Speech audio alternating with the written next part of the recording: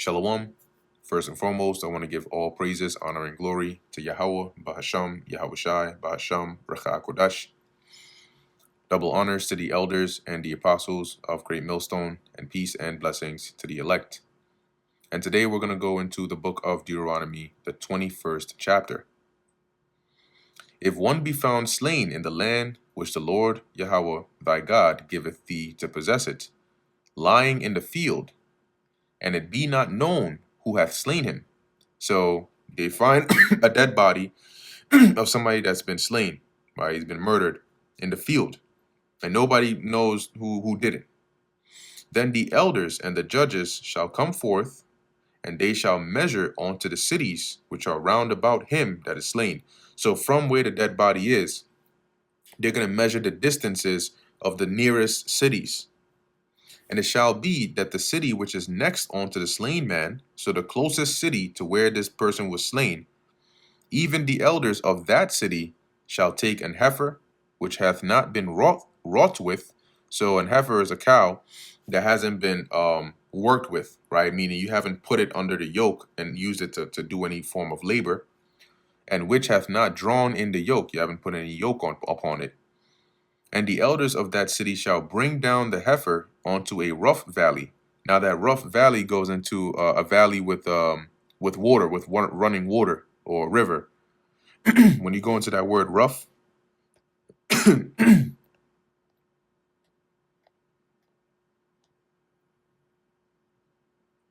yeah, ayathon, it says perpetual, constant, ever flowing of a stream.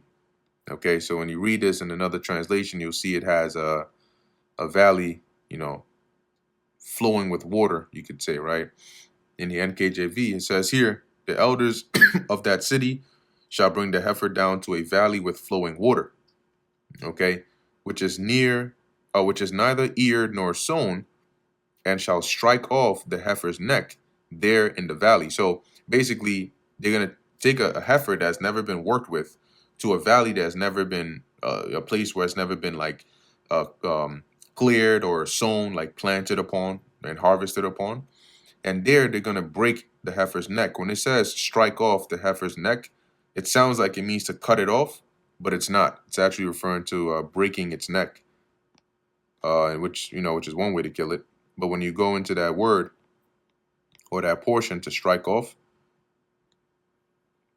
irap, it says to break the neck of an animal. Okay. So that's why most of the other translations also use that to break the neck. So that's what they're gonna do to the heifer over there.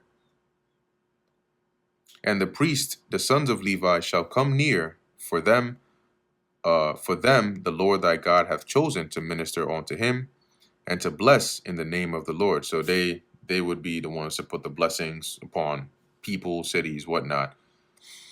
Which in Numbers, was it 6 and 24? One of those chapters in the book of Numbers, it goes into the blessing, the prayer. And to bless in the name of the Lord Yahweh, and by their word shall every controversy and every stroke be tried. So every matter, right, civil, civic, whatever, it's finalized by them, okay? And all the elders of that city that are next unto the slain man, so all the elders of the nearest city to where the person was slain, shall wash their hands over the heifer that is beheaded in the valley. Once again, when you go into this term beheaded here, it's still referring to one whose neck was broken. Same word, irap, okay, which still goes into that, to break the neck of an animal. So they're going to wash their hands over where the animal was slain in the valley, and they shall answer and say, our hands have not shed this blood, neither have our eyes seen it. That is, they weren't guilty of the person that was slain, and they didn't witness anybody do it, so they don't know. Be merciful, O Lord, unto thy people Israel, whom thou hast redeemed, and lay not innocent blood unto thy people of Israel's charge, and the blood shall be forgiven them. So it's like a ritual that they would take, and then the Lord will forgive that blood because that person's blood was shed, but the guilt has to go upon somebody.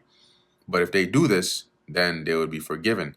And it shows them because the murderer would likely be most probable, right, from the closest city. That's why you take the closest city. So it says, so shalt thou put away the guilt of innocent blood from among you, when thou shalt do that which is right in the sight of the Lord. When thou goest forth to war against thine enemies, and the Lord thy God hath delivered them into thine hands, and thou hast taken them captive, and seest among the captives a beautiful woman, and hast a desire unto her, that thou wouldest have her to thy wife. So you defeat of another nation, you take their captives, and of the captives there's this really fine shorty in there, and you're like, yeah, I'm taking that. I want that. This is what you're gonna have to do. Then thou shalt bring her home to thine house, and she shall shave her head and pare her nails. So she'll cut her nails and shave her head. And she shall put the raiment of her captivity from off her, so the clothes in which, you took her captive in. And so she's going to take that off and obviously change that. And shall remain in thine house and bewail her father and her mother a full month. Because, she was taken captive. She's been separated from them. Her pops is probably already dead. So you'll give her time to mourn for a month. And after that, thou shalt go in unto her. So then you can go in and have intercourse with her, and be her husband, and she shall be thy wife.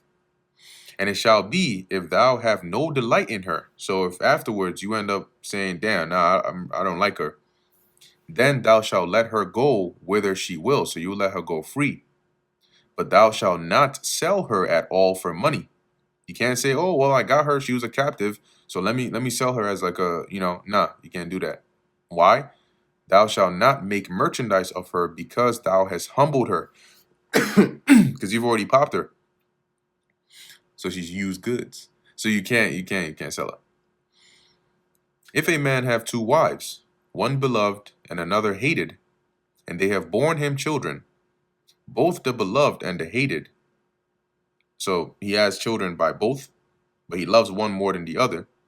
And if the firstborn son be hers that was hated. Now, why didn't the Lord stop Moses right there mid-speech? Hold on, time out. What do you mean if he have two wives? You can't have two wives. If that was the case, why didn't the Lord stop Moses? Why would the Lord make a law like a law that expounds upon something that you shouldn't do?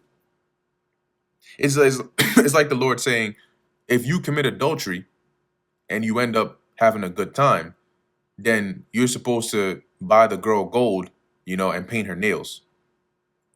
You're not supposed to commit adultery in the first place, right? So this goes to show you that here, a man having multiple wives is not against the law of the Heavenly Father. And that's why this is going to show you, like, this is one scenario where you have multiple wives, in this case two, but you don't like one as much as the other, right? You cannot neglect, as it says here, the firstborn. It says, if the firstborn son be hers that was hated. So you had say you got a first wife, and then you later got a second wife, and then you stopped liking the first wife, and now you love the second wife, but you had your firstborn son was by the first wife that you don't like. Verse 16, then it shall be, when he maketh his sons to inherit that which he hath. So when you're dividing the inheritance amongst them, that he may not make the son of the beloved firstborn before the son of the hated. So you cannot, as says, which is indeed the firstborn. So you cannot say, well, I love my second wife more, so I'm going to give her son the firstborn inheritance because I love her more. You can't do that. But he shall acknowledge the son of the hated for the firstborn, by giving him a double portion of all that he hath. So you're going to give him the firstborn share. For he is the beginning of his strength. The right of the firstborn is his. Meaning, when you were in when you had your first child, right? That was in your strength. That was in your, you nice and young, and you got that energy, right? That vigor. So that's the beginning of your strength. All right, similar thing to what Jacob said concerning Reuben, right? Verse 18, if a man have a stubborn and rebellious son, which will not obey the voice of his father or the voice of his mother, and that when they have chastened him, so they've disciplined him, they beat his ass, they did whatever they could, will not hearken unto them, he still doesn't listen, he's hard-headed, disobedient, then shall his father and his mother lay hold on him, and bring him out unto the elders of his city, and unto the gate of his place. And they shall say unto the elders of his city, this our son is stubborn and rebellious. He will not obey our voice. He is a glutton and a drunkard. Now, practically speaking, it may be that he's now, at an age where he's just rebellious and, maybe he's able to overpower them, right? So he can do whatever he wants. Well, in that case, they'll just get some of the neighbors, some strong men, to grab his ass up and then take him to the elders of the city. Okay? And then they're going to tell him, this is the case with such and such. And all the men of his city shall stone him with stones. Now, you got to be a real demon, okay, to the point where there's no hope left in your parents' mind for them to give you up to this. So this wasn't at least back then, this wasn't something that happened every day. Today, shit, damn near 90% of the nation would have been gone. 75% of them probably due to this very same law. But in any case, as it says here, all the men of the city shall stone him with stones, that he die. So shalt thou put evil away from among you, and all Israel shall hear and fear. So this is an evil thing, right? The rebellious son or the rebellious child. So when others hear about the judgment for being that rebellious, they're going to be afraid, and that's going to cause that rebellion to cease. Nobody's going to want to be rebellious because they're going to know that if their parents take them to the elders, they're cooked. And if a man have committed a sin worthy of death, and he be put to death, and thou hang him on a tree, so the way that he's put to death is by hanging, his body shall not remain all night upon the tree, but thou shalt in any wise bury him that day. So once he's dead, you got to take his body down that same day and bury him.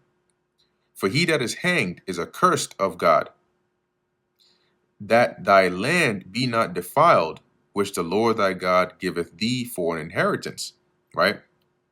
Because that being accursed, if left, could eventually defile the land. But in any case, that brings us to the end of the book of Deuteronomy, the 21st chapter. Lord willing, that was edifying to the elect. In closing, I want to give all praises, honor, and glory to Yahweh, Bahasham, Yahweh Shai, Bahasham, Racha Kodash.